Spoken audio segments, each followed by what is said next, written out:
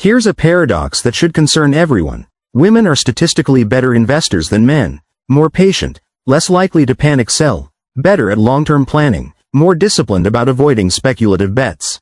The data proves this consistently. And yet, women's investment portfolios underperform men's portfolios over time. How is that possible? If women make better decisions, why do they end up with worse outcomes? The answer isn't what women are doing wrong. It's what the financial services industry is doing to them. From the moment a woman walks into an advisory meeting, especially if she's alone, especially if she's older, especially if she's recently widowed, she gets funneled toward conservative investments that prioritize short-term safety over long-term growth. And that systemic bias, that well-intentioned but economically destructive protectiveness, is stealing hundreds of thousands of dollars from women who can least afford to lose it. Before we go further, I'd appreciate it if you could support this content by liking the video and subscribing to the channel with notifications enabled. It helps us continue bringing you this kind of analysis. I've been running BlackRock for almost 40 years now. We manage over $11 trillion in assets for clients around the world. And one of the most frustrating patterns I see, one that keeps me up at night more than almost any other issue in wealth management, is how systematically we as an industry fail women investors. Not through malice, not through deliberate discrimination, but through assumptions, through paternalism, through a deeply embedded cultural bias that equates risk management with risk avoidance, especially when the client is female. Let me give you some numbers to frame the scope of this problem. Women control about $10 trillion in investable assets in the United States alone. Globally, that number is closer to $30 trillion. And over the next decade, as wealth transfers through inheritance and as more women reach peak earning years, women are projected to control somewhere between $70 and $90 trillion in global wealth. This isn't a niche market. This isn't a special interest segment. This is the majority of future wealth in the developed world. And yet, when we analyze how that wealth is being managed, when we look at the actual portfolio allocations, the asset class exposures, the risk-return profiles, what we find is systematic underinvestment in growth assets and systematic overinvestment in what I call false safety, cash, bonds, annuities, overly conservative balanced funds that prioritize capital preservation at the expense of capital appreciation. Here's what that looks like in practice. The average woman's portfolio has about 68% allocated to stocks and growth-oriented assets. The average man's portfolio has about 74% in stocks. 6 percentage points. That doesn't sound like much, does it?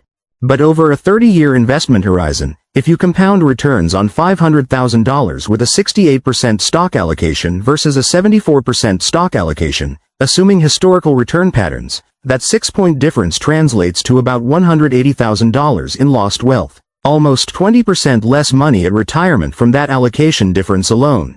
And it gets worse. When we drill into the equity allocations themselves, women's portfolios are significantly more concentrated in large-cap domestic stocks and significantly underweighted in international equities, small-cap value, emerging markets, and alternative assets. Again, these seem like technical details, but they matter enormously over long time horizons. The diversification across these additional risk factors, size, value, geographic exposure, alternative risk premia, those factors have historically added 100 to 200 basis points of annual return over pure large-cap domestic exposure. Compound that over 3 decades and you're talking about another $150,000 to $250,000 in foregone wealth. So now we're at $300,000 to $400,000 in total wealth destruction from portfolio construction decisions that had nothing to do with the investor's actual risk tolerance, time horizon, or financial goals, and everything to do with assumptions made about what kinds of investments are appropriate for women. Now, let me be very clear about what I'm saying and what I'm not saying. I'm not saying every woman should have an aggressive 100% equity portfolio. I'm not saying risk management doesn't matter. I'm not saying bonds and conservative allocations don't have a place in portfolio construction. What I am saying is that when the same advisor gives systematically different allocation recommendations to male and female clients with identical financial profiles, same age, same income, same net worth, same time horizon, same stated goals, that's not risk management. That's bias, and it has devastating long-term consequences. Let me tell you a story that illustrates this perfectly. Several years ago, I was reviewing account data from one of our large advisory partners. This is a firm that manages about $50 billion for tens of thousands of clients. And I noticed something in the aggregate statistics that didn't make sense. Female clients in their 40s and 50s, so prime wealth accumulation years, 15 to 25 years until retirement, had average equity allocations of around 55% to 60%. Male clients in the exact same age bracket had average equity allocations of 70% to 75%. I asked the firm's leadership about this disparity, and the answer I got was genuinely well-intentioned but economically catastrophic. They told me that women tend to be more risk-averse, that they express more concern about volatility, that they ask more questions about downside protection, and therefore the advisors were giving them more conservative allocations to match their comfort level. But here's the problem. Comfort and appropriateness are not the same thing. If you have a 45-year-old woman with 20 years until retirement, with stable employment, with no need to access her investment portfolio for 2 decades, the appropriate allocation is one that maximizes long-term wealth accumulation within reasonable risk parameters. And for a 20-year horizon, that almost certainly means 70% to 80% in equities, not 55% to 60%. What the advisors were doing was conflating short-term emotional comfort, not wanting to see the portfolio value fluctuate on a quarterly statement, with long-term financial appropriateness. And they were making that conflation selectively.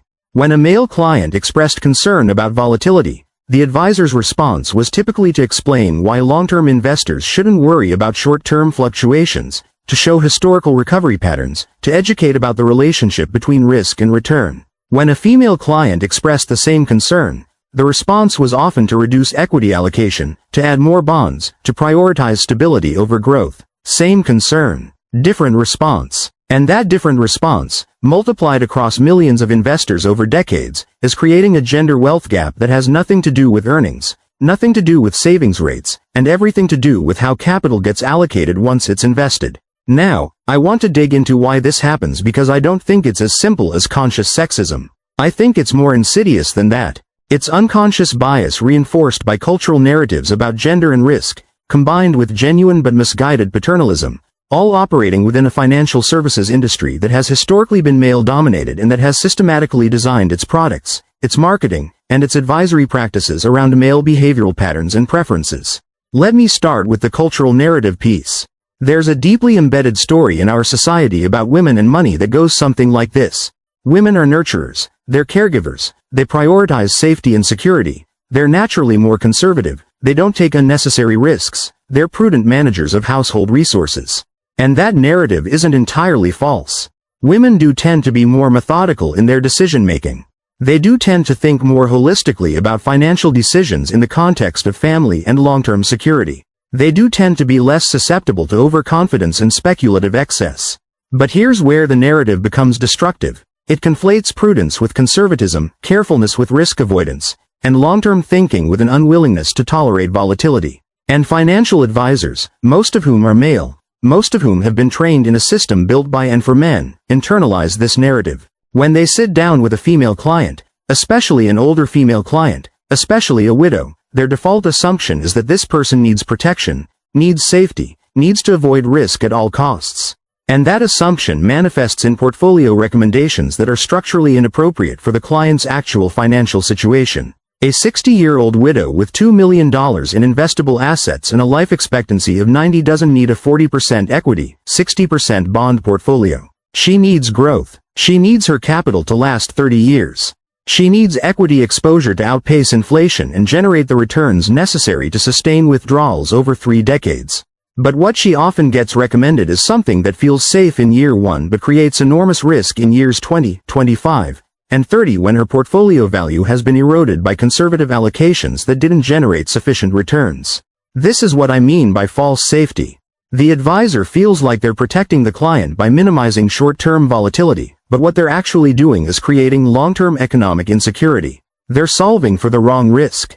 They're managing volatility risk while ignoring longevity risk, inflation risk, and sequencing risk. And the client, who often doesn't have the financial expertise to push back, who has been socialized to defer to male authority in financial matters, who might be dealing with the trauma of recent widowhood or divorce, accepts the recommendation without fully understanding its long-term implications. Now let's talk about what happens when women do push back, when they do assert that they want a more growth-oriented portfolio, when they do ask for equity exposure similar to what male peers are getting. I've heard countless stories from female investors about being patronized, being told they don't really understand volatility, being asked if their husband or their son has weighed in on the decision, being steered back toward conservative allocations with language that frames growth investing as reckless or inappropriate for someone in their situation. This isn't happening at every firm with every advisor. But it's happening enough, it's systemic enough, that it shows up in the aggregate data. And what that tells me is that this isn't just an advisor training problem or a few bad actors.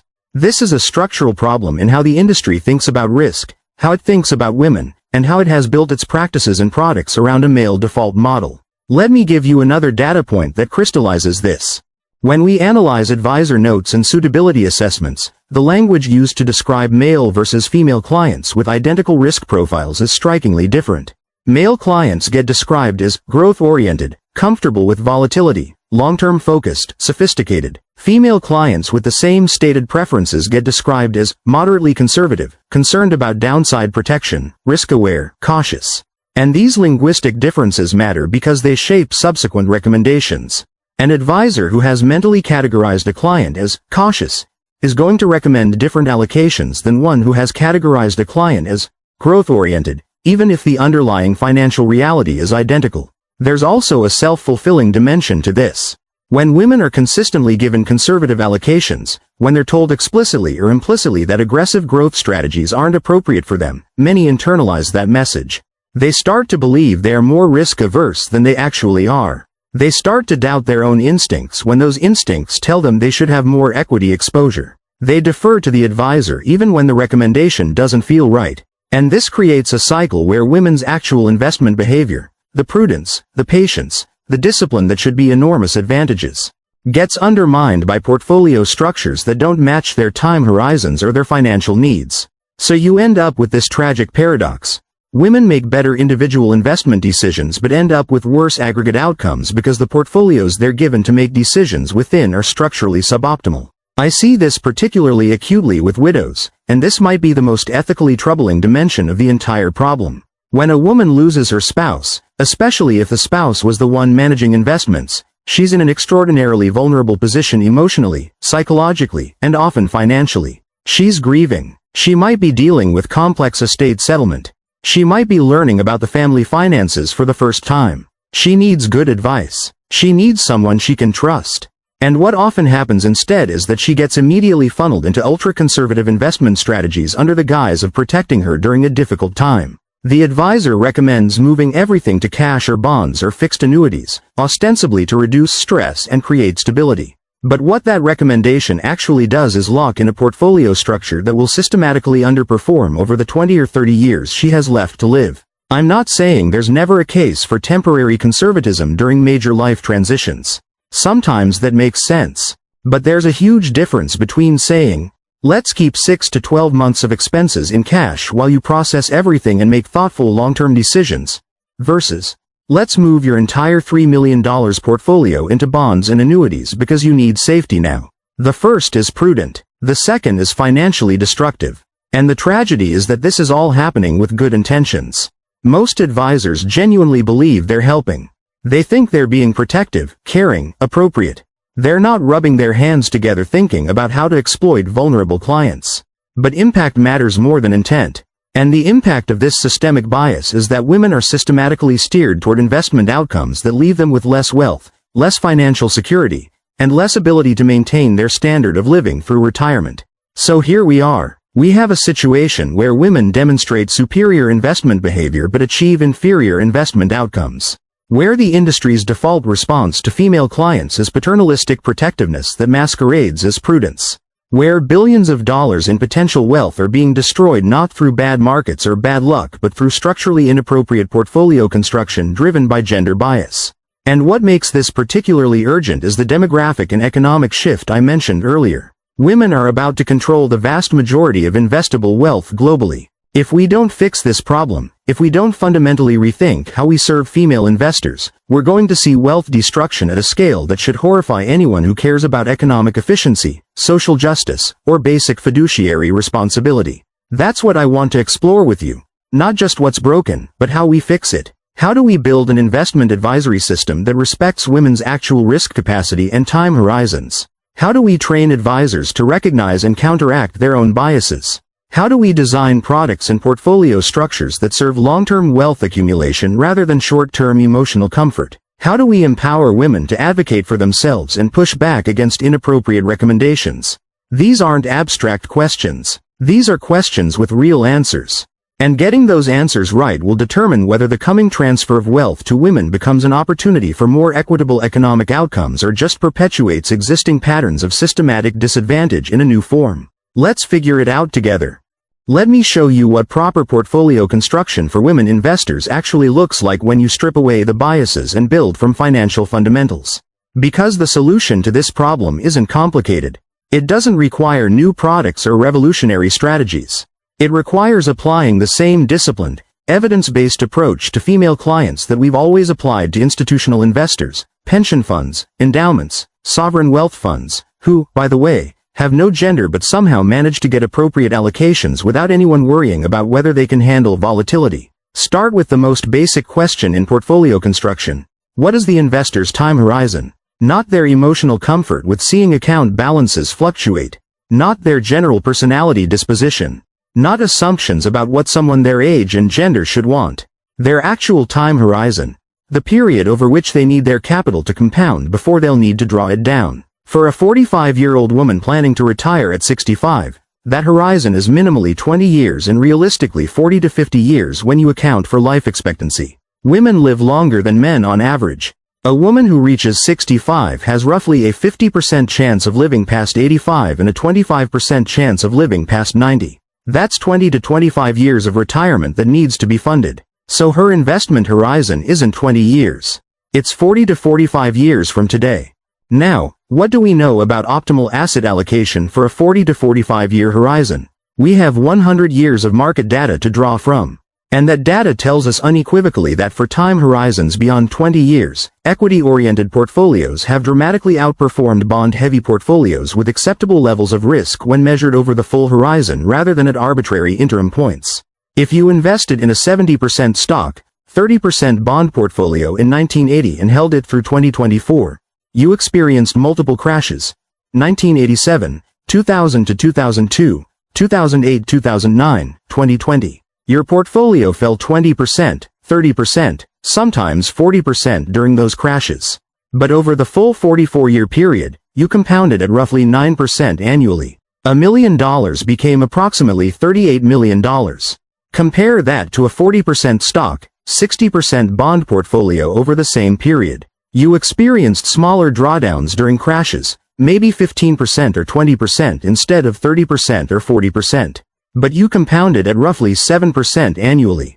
That same $1 million became about $20 million. The difference? $18 million. And that difference came entirely from the allocation decision, from choosing short-term comfort over long-term growth. Now apply that to the gender allocation gap I described earlier. If women are systematically getting 60% equity portfolios when they should have 75% equity portfolios based on their time horizons, you're recreating that same wealth destruction at scale. Here's what makes this even more problematic. Women actually need higher equity allocations than men, not lower. Why? 3 structural reasons. First, women live longer. Longer life expectancy means longer time horizons, which means more years of compounding but also more years that need to be funded. You need more wealth to fund 25 years of retirement than 20 years. Second, women typically have lower lifetime earnings than men due to wage gaps and career interruptions. Lower lifetime earnings means less accumulated capital, which means that capital needs to work harder, needs to generate higher returns, to produce adequate retirement income. Third, women are more likely to face late career caregiving responsibilities that reduce savings rates. Taking time off to care for aging parents or returning to work part-time impacts wealth accumulation. Again, this means the capital that does get invested needs to compound more aggressively to make up for interrupted accumulation. So when you combine longer life expectancy plus lower lifetime earnings plus interrupted savings patterns, the logical conclusion is that women need more equity exposure, not less. They need portfolios optimized for maximum long-term growth within appropriate risk parameters. And yet the industry does exactly the opposite, giving women more conservative allocations based on faulty assumptions about risk tolerance. Let me break down what an appropriate portfolio structure would look like for different life stages, using actual financial logic rather than gender stereotypes. Take a 35-year-old woman, early in her career, 30 years to retirement, probably 55 to 60 years total investment horizon. The appropriate allocation here is 85% to 90% equities. Not 60%, not 70%, somewhere between 85% and 90%. Why? Because she has 3 decades of compounding ahead of her before she needs to access this capital, and 5 or 6 decades total horizon. Short-term volatility is completely irrelevant over that time frame. What matters is maximizing the probability of accumulating sufficient wealth to fund a potentially 30-year retirement. Within that 85% to 90% equity allocation, you want global diversification, 60% US, 30% international developed, 10% emerging markets. You want factor diversification, blend of large and small cap, growth and value. You want exposure to real assets and alternatives where appropriate. This isn't aggressive. This is appropriate for the time horizon and the financial requirements. Now take a 55-year-old woman, 10 years from retirement. The conventional advice would be to shift dramatically toward bonds, maybe down to 50% or 60% equities. But that's wrong if she has a 35-year total horizon, which she does. The appropriate allocation here is still 70% to 75% equities.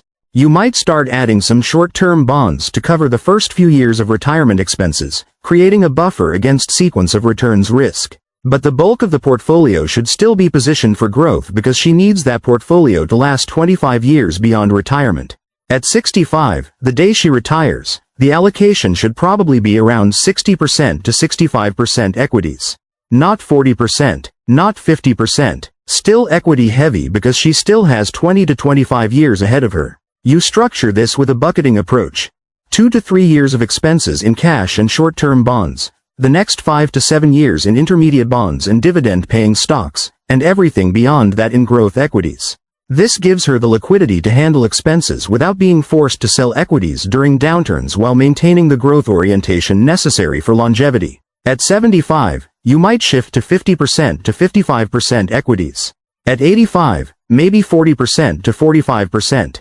You're gradually reducing equity exposure as the horizon shortens, but you're doing it slowly, methodically, and you're never going below 30% to 35% equities even in very late retirement because inflation risk and longevity risk remain real even at advanced ages.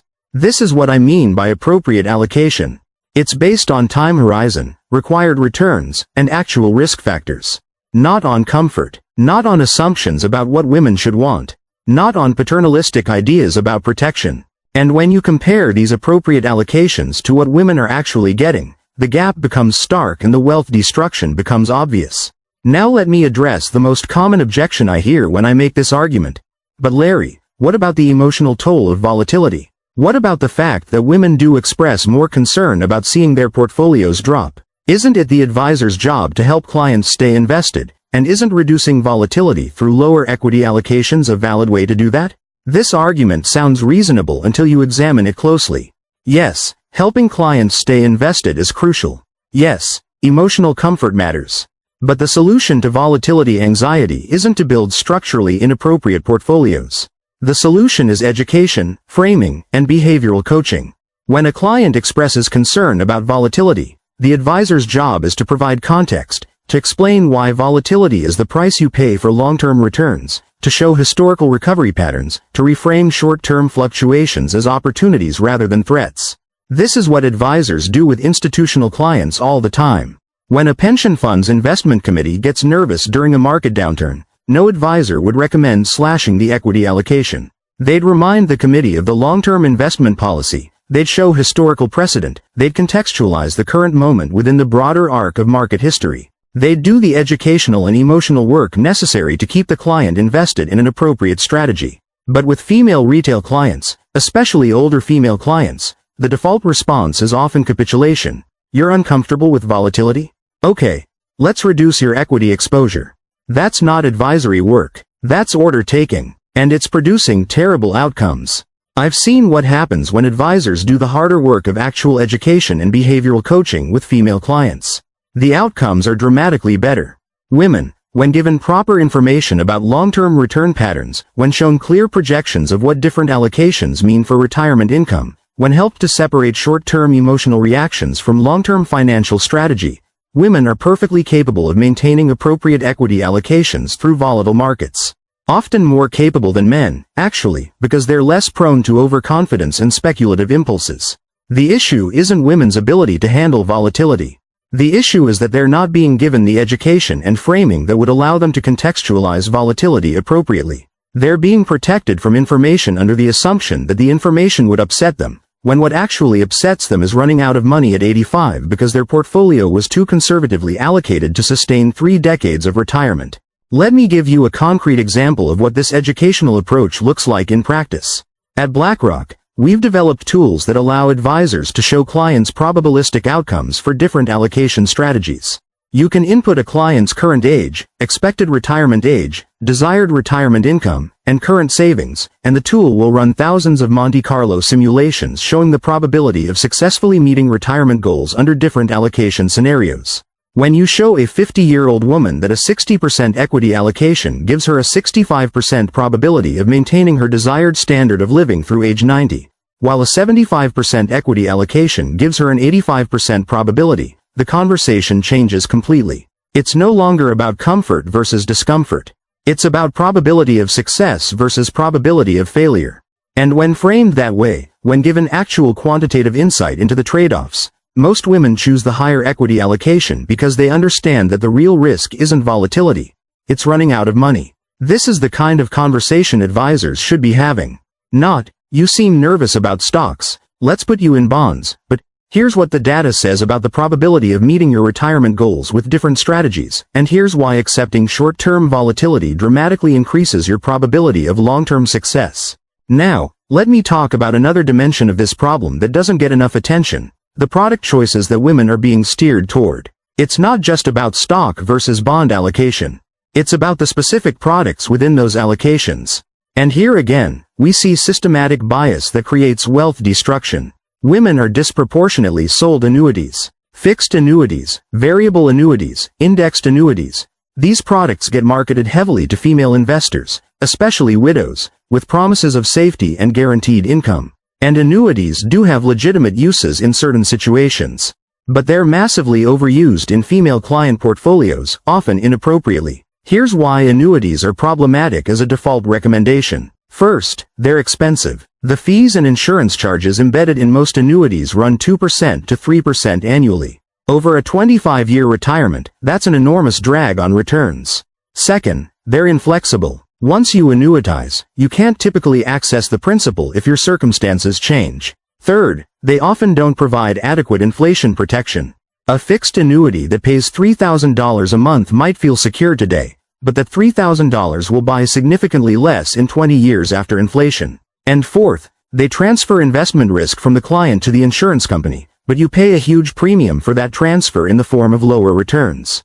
Over long periods, you'd almost certainly end up with more wealth and more retirement income by maintaining an appropriately allocated investment portfolio rather than annuitizing. But annuities feel safe. They promise guaranteed income. And advisors, especially when dealing with widows or divorced women managing money for the first time, lean heavily on annuities because it feels like protection. The client gets the emotional comfort of knowing they'll receive a check every month. The advisor gets to feel like they've done their fiduciary duty by eliminating market risk. And the insurance company makes enormous profits from fees. Meanwhile, the client has locked herself into a strategy that will leave her with 30% to 40% less wealth over her lifetime compared to a properly structured investment portfolio. That's not protection. That's wealth destruction with a guarantee. Or take another common product bias: target date funds designed with overly conservative glide paths. Target date funds can be excellent tools. They automatically adjust allocation as you age, becoming more conservative as you approach retirement. The problem is that many target date funds, especially those marketed to or selected for female investors, use glide paths that become too conservative too quickly. A target date 2040 fund might shift from 90% equities at age 25 down to 50% equities by age 65. That's way too conservative for someone who's going to live 25 years past retirement. The appropriate glide path would still be at 65% to 70% equities at age 65, shifting more slowly over the retirement years. But fund companies, knowing their target audience includes many women investors, build an extra conservatism to avoid criticism if markets fall near retirement.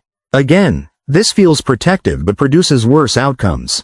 The fund holder ends up with less wealth because of unnecessarily conservative allocations during prime compounding years.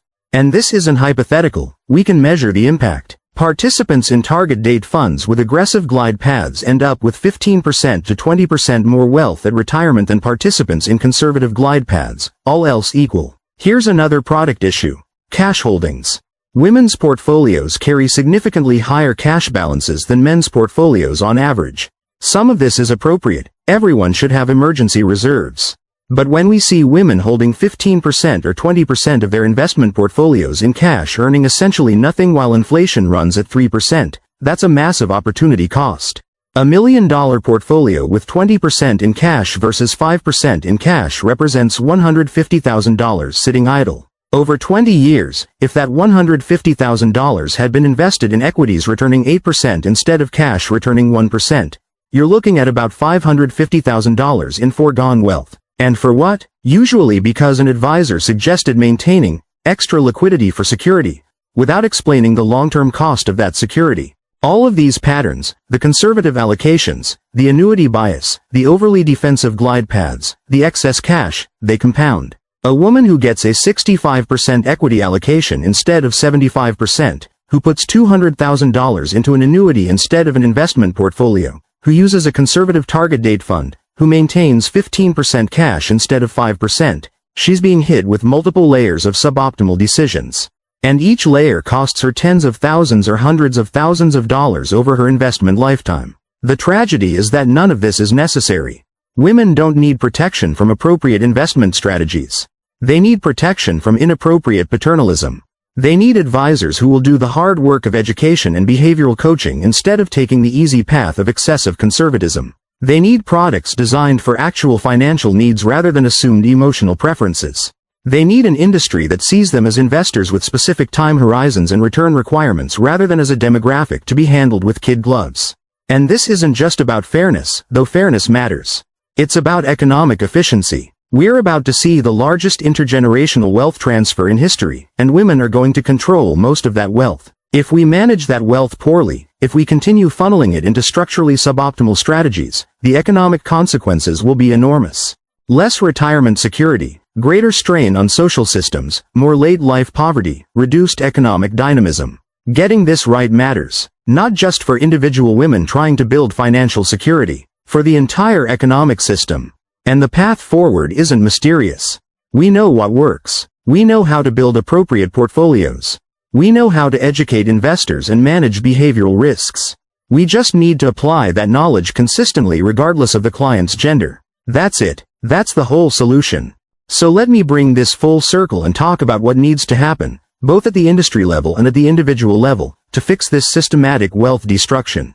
Because the problem is clear, the causes are understood, and the solutions are available. What's missing is implementation at scale and cultural shift within the advisory industry. And that shift needs to happen soon because the consequences of continuing down the current path are becoming untenable. Start with what the industry needs to change. First and most fundamentally, we need to rebuild advisor training around objective financial analysis rather than demographic assumptions. When an advisor sits down with a new client, the assessment framework should be identical regardless of that client's gender. What's your time horizon? What's your required rate of return to meet your goals? What's your capacity for risk based on your financial situation, not your presumed emotional disposition? What are your actual liquidity needs over different time periods? These are objective, quantifiable questions. They have answers that can be determined through financial analysis. And once you have those answers, the appropriate portfolio structure follows from financial logic, not from assumptions about what someone of a particular age and gender should want. A 50-year-old woman with $1 million, 15 years to retirement, and a life expectancy of 90 has the same financial requirements as a 50-year-old man with identical characteristics. The portfolio recommendations should be identical, full stop. But right now, advisor training programs don't emphasize this kind of gender-blind financial analysis.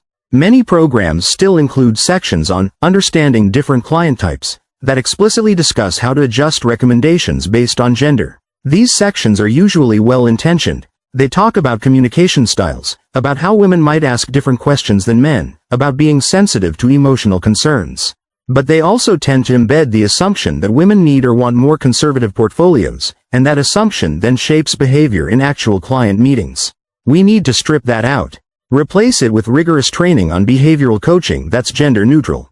Train advisors to recognize when any client, male or female, is making decisions based on short-term emotion rather than long-term financial logic, and give them the tools to redirect that conversation productively. Train them to present quantitative analysis of probability-based outcomes for different strategies. Train them to explain volatility in historical context. Train them to distinguish between appropriate risk management and excessive risk avoidance. This isn't about being less empathetic or less attuned to client concerns. It's about channeling that empathy toward actually helping clients achieve their financial goals rather than providing short-term emotional comfort that produces long-term financial harm. Second, we need structural changes in how female investors access advice. Right now, many women only engage seriously with financial advisors at major life transitions, divorce, widowhood, inheritance. And these are precisely the moments when they're most vulnerable to poor advice because they're dealing with grief, stress, unfamiliarity with their finances, and power imbalances in the advisory relationship. What we need are earlier intervention points, moments when women engage with professional financial advice before crisis hits. This means financial education programs targeted at women in their 30s and 40s, well before retirement planning becomes urgent. This means advisor outreach to couples that ensures both spouses understand the household financial strategy, not just the one who's been designated as the finance person. This means creating environments where women feel comfortable asking questions and challenging recommendations without feeling patronized. I've seen firms that do this well. They run women-focused financial education workshops that cover the basics of portfolio construction, investment theory, and long-term planning. They encourage both spouses to attend planning meetings and actively direct questions to both parties. They create peer learning groups where women investors can discuss experiences and strategies. And the clients who come through these programs are much better equipped to advocate for themselves and push back against inappropriate recommendations. Third, we need better products designed specifically for the financial realities that many women face: longer life expectancies, career interruptions, caregiving responsibilities. But these products need to be designed around actual financial requirements, not around stereotypes about what women want. I'm not talking about products for women that are just more conservative versions of existing products with pink marketing materials. I'm talking about sophisticated solutions for sophisticated problems. For example, we need better longevity insurance products, deferred annuities that kick in at age 85 or 90, providing a backstop against outliving your assets without requiring you to annuitize large portions of your portfolio in your 60s. We need more flexible investment structures that allow for paused contributions during caregiving years without penalizing long-term growth. We need target date funds with glide paths specifically calibrated for longer life expectancies. We need more accessible private asset exposure that provides the diversification and return enhancement that women investors need to make up for lower lifetime earnings. Some of this exists already, but it's scattered and often inaccessible. We need to systematize it, make it mainstream, ensure that every advisor has access to products that match the actual financial profiles of female clients rather than forcing square pegs into round holes. Fourth, and this is critical, we need transparency and accountability around allocation differences.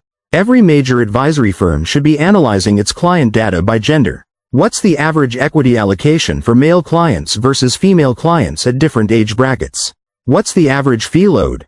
What's the prevalence of annuities and cash holdings? What are the long-term performance outcomes?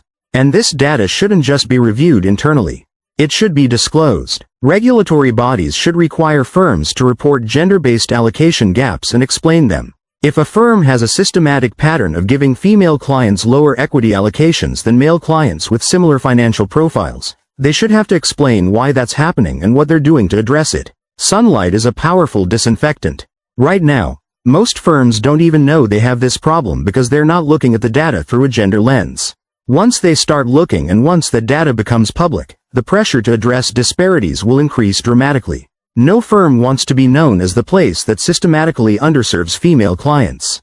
But without transparency, there's no accountability, and without accountability, change happens too slowly. Now let me shift to what individual women investors need to do, because while systemic change is necessary, you can't wait for the industry to fix itself. You need to advocate for yourself right now, today, in your current advisory relationships. First and most important, know your numbers. Know your time horizon. Calculate it precisely. If you're 55 and you expect to live to 85, that's 30 years. If you're not retiring until 65, that's 40 years from today. Write it down. Make it concrete. This is your starting point for every investment conversation. Know your required rate of return. If you have $500,000 saved, you're contributing $15,000 per year, and you need $2 million in today's dollars to retire comfortably in 20 years. You can calculate exactly what return you need to hit that target. If inflation is running at 3% and your required nominal return is 8%, you need a portfolio that can realistically generate 8% over 2 decades. A 60% equity, 40% bond portfolio probably can't do that based on historical return patterns. You need 75% to 80% equities. That's not opinion. That's math. Once you know these numbers, you have a foundation for pushing back against inappropriate recommendations. When an advisor suggests a conservative allocation, you can say, "I understand your concern about volatility, but based on my 30-year time horizon and my required 7% real return to meet my retirement goals, I don't see how a 55% equity allocation gets me there. Can you show me the probability analysis that says this allocation will meet my needs?" Frame it as a question, but make it clear that you expect a quantitative answer grounded in financial analysis, not generalities about comfort and safety. A good advisor will be able to provide that analysis. A mediocre advisor will fall back on platitudes. And a bad advisor will get defensive. How they respond tells you everything you need to know about whether they're actually serving your interests. Second, educate yourself about the basics of portfolio construction and investment theory. You don't need to become a professional investor, but you need to understand enough to evaluate whether the advice you're getting makes sense. Understand the relationship between time horizon and appropriate equity allocation. Understand how different asset classes have performed historically over long periods. Understand the impact of fees on compounding. Understand the difference between volatility risk and longevity risk. There are excellent resources for this. Books like A Random Walk Down Wall Street by Burton Malkiel or The Intelligent Asset Allocator by William Bernstein provide rigorous but accessible explanations of how markets work and how to build sensible portfolios. BlackRock and other major asset managers publish educational content, white papers, research pieces, retirement calculators. That can help you understand the quantitative relationships between allocation decisions and probable outcomes. The goal isn't to outsmart your advisor. The goal is to be an informed participant in the conversation, capable of asking the right questions and recognizing when answers don't make sense. An advisor who's intimidated by an educated client is not an advisor you want. Third, don't be afraid to get a second opinion or to switch advisors if you're not getting appropriate service. I know this can be difficult, especially if you've been with an advisor for years or if they were recommended by a friend or family member. But your financial future is too important to compromise because of social discomfort. If you're consistently being steered toward conservative allocations that don't match your time horizon, if your questions about growth investing are met with dismissiveness or condescension, if you feel patronized or not taken seriously, those are red flags. A good advisor welcomes informed questions. They encourage clients to understand the reasoning behind recommendations. They treat you as a partner in decision-making, not as someone to be managed and protected. There are advisors and firms that specialize in serving women investors with the kind of rigorous, goals-based approach I'm describing. Seek them out. Interview them. Ask them how they approach allocation decisions for long-term female investors. Ask them to show you example portfolios. Ask them about their average client equity allocation by age and gender. Ask them how they handle behavioral coaching around volatility. Their answers will tell you quickly whether they're thinking about this correctly. Fourth, involve yourself in household financial decisions if you're married or partnered, even if your spouse has traditionally handled investments. I cannot stress this enough. The number of widows I've met who had no idea what their household financial situation looked like until their husband died is staggering. And these women, dealing with grief and suddenly responsible for complex financial decisions they've never been involved in, are extraordinarily vulnerable to poor advice. Insist on being present at advisor meetings. Ask questions even if they feel basic. Understand the household investment strategy and the reasoning behind it. Know where all the accounts are, what they hold, what the strategy is. This isn't about not trusting your spouse. This is about protecting yourself and ensuring you can advocate for yourself if circumstances change. And if you have daughters, granddaughters, younger women in your life, have these conversations with them early. Don't let them reach adulthood without understanding how investing works, why it matters, and how to evaluate financial advice. The gender wealth gap perpetuates partly because financial knowledge doesn't get transmitted to women as systematically as it gets transmitted to men. Break that cycle in your own family. Now, let me talk about what I see as the path forward at the macro level, because I do think we're at an inflection point. The combination of women controlling more wealth, greater awareness of gender biases in financial services, better data transparency, and generational change in the advisor population is creating pressure for reform. Younger advisors entering the industry are more attuned to gender equity issues. They're less likely to carry unconscious biases about what women investors should want. They're more comfortable with data-driven, quantitative approaches to portfolio construction that don't rely on demographic stereotypes. As this generation becomes a larger share of the advisor population, I expect we'll see meaningful improvement in how female clients are served. Technology is also helping. Robo-advisors and algorithm-driven portfolio construction don't have gender bias. They take your inputs, age, time horizon, risk capacity, goals, and output an appropriate allocation based on financial logic. This doesn't mean everyone should abandon human advisors for robo-platforms. Human guidance has real value, especially for behavioral coaching and complex planning situations. But the existence of algorithm-driven alternatives creates competitive pressure on human advisors to justify their recommendations quantitatively rather than relying on intuition or convention. Regulatory attention is increasing as well. As more research documents the gender allocation gap and its wealth consequences, regulators are starting to ask questions about whether this constitutes a violation of fiduciary duty. If an advisor is consistently giving suboptimal advice to clients based on gender, even if that advice isn't explicitly discriminatory, there's an argument that they're not acting in the client's best interest. We may see regulatory guidance or enforcement actions that force the industry to address this more systematically. And finally, there's growing recognition within the industry itself that this is both an ethical problem and a business problem. Firms that continue to systematically underserve female clients are going to lose market share to firms that do this well. As women control more wealth and become more financially sophisticated, they'll gravitate toward advisors and firms that respect their intelligence and their financial needs. The competitive dynamics will eventually force change even where ethical considerations haven't. But we can't just wait for these macro trends to play out. The wealth destruction is happening now. Every year that we perpetuate inappropriate allocation decisions for female investors costs them billions of dollars in aggregate. Every woman who retires with a portfolio that's 20% smaller than it should have been because of systematic underinvestment in growth assets, that's a person whose financial security has been compromised by industry bias. So here's what I want you to take away from this. If you're a woman investor, you have every right to expect the same rigorous, goals-based, data-driven financial advice that institutional investors receive. Your time horizon is your time horizon. Your required return is your required return. Your risk capacity is determined by your financial situation, not your gender. And any advisor who can't or won't provide allocation recommendations that match your actual financial needs rather than their assumptions about your emotional preferences is not serving your interests. Don't accept excessive conservatism disguised as protection.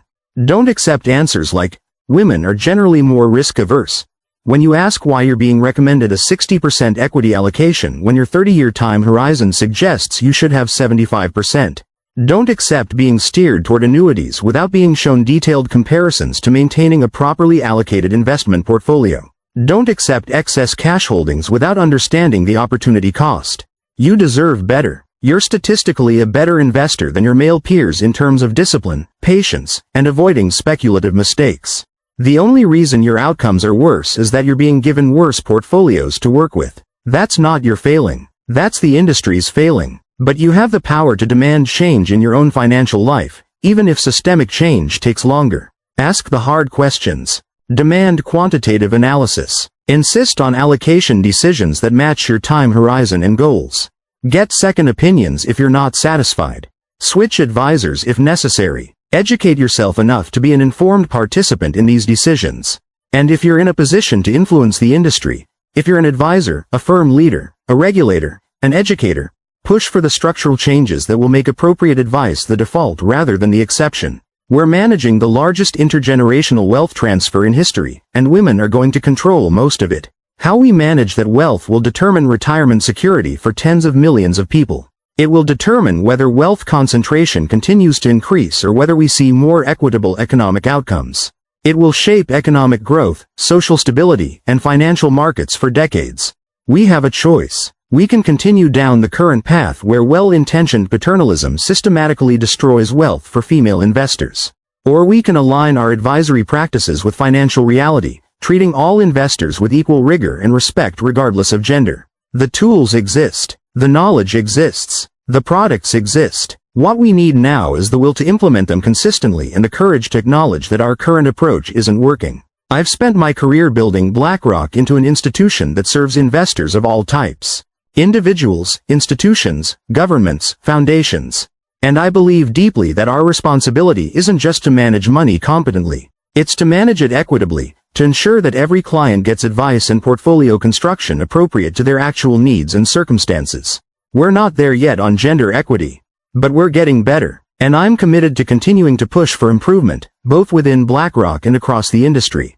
Because at the end of the day, this isn't just about fairness, though fairness matters enormously. It's about efficiency. It's about making sure capital gets allocated optimally to generate the best possible outcomes for the people who need it. And when we systematically misallocate capital based on gender bias, we're failing both the ethical test and the economic efficiency test. We can do better. We must do better. And with enough pressure from informed investors and enough commitment from industry leaders, we will do better.